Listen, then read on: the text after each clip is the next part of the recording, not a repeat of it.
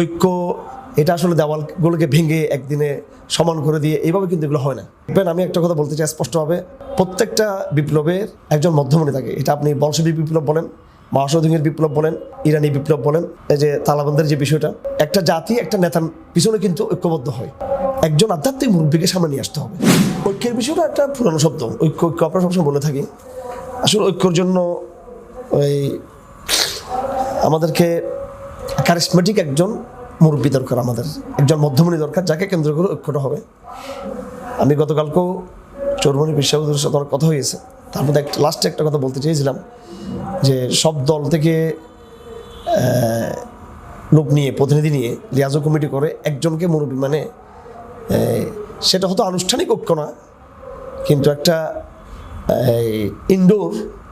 Indoor একটা সমন্বয় থাকা দরকার, একজন আধ্যাত্মিক মুরব্বী থাকা দরকার। সমস্ত দলের লোকদেরকে নিয়ে একটা লিয়াজো কমিটি করে, সব দলের মধ্যে লিয়াজো কমিটি থাকবে। ঐক্য এটা আসলে দেওয়ালগুলোকে ভেঙে একদিনে সমান করে দিয়ে এইভাবে কিন্তু এগুলো হয় না। এটা চাপিয়ে দেওয়া, এটা হচ্ছে একটা লোকের জ্বর হয়েছে তাকে জোর করে ফ্রিজে ঢুকিয়ে দেওয়ার মতো। এটা অপ্রাকৃতিক পন্থা, এগুলো হবে না। মুসলমানদের মধ্যে দলপন্থা, বিভিন্ন দলবাজি বা বিভিন্ন এগুলো একটা আমাদের কালচারের মধ্যে রক্তে মিশে গেছে। আমাদের এখান থেকে বেরিয়ে আসা অনেক কঠিন। ভুই ফুট ছোট ছোট অনেকগুলো দল রয়েছে। তো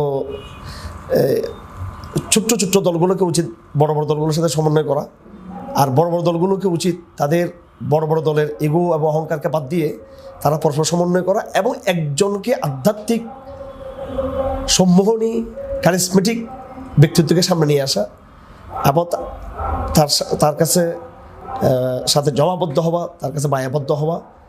দেখবেন, আমি একটা কথা বলতে চাই স্পষ্টভাবে, প্রত্যেকটা বিপ্লবের একজন মধ্যমণি থাকে। এটা আপনি বলশেভিক বিপ্লব বলেন, মাওসেতুংয়ের বিপ্লব বলেন, ইরানি বিপ্লব বলেন, হ্যাঁ, সব জায়গায় দেখবেন আপনি সর্বশেষ এই যে তালেবানদের যে বিষয়টা, আপনি একটা জাতি একটা নেতার পিছনে কিন্তু ঐক্যবদ্ধ হয়। সেই হিসেবে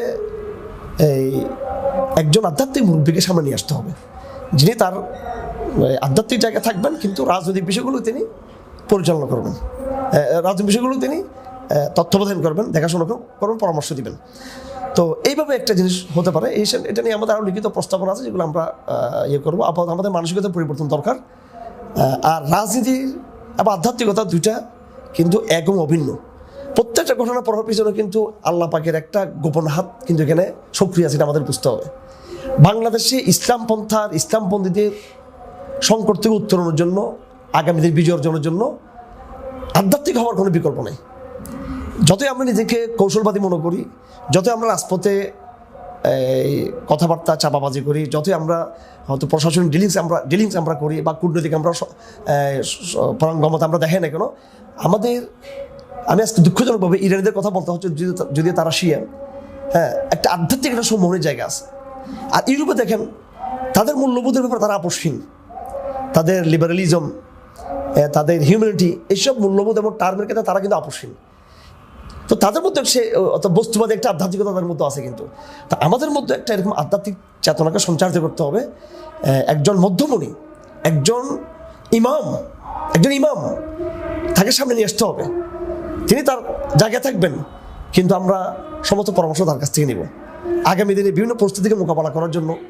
সেটা যে কোনো পরিস্থিতি, পলিটিক্যাল পরিস্থিতি, আরও বিভিন্ন রাজনৈতিক যে সিদ্ধান্তগুলো, সেগুলোর জন্য পরস্পর সমন্বয় করে, লিয়াজু করে যেন সবার জন্য আমরা করতে পারি, ওইটা খেয়াল রাখতে হবে। ওই আধ্যাত্মিক যে ইমাম যিনি থাকবেন, তার পরামর্শ এবং তার তত্ত্বাবধানের জন্য এগুলো হয়ে থাকে।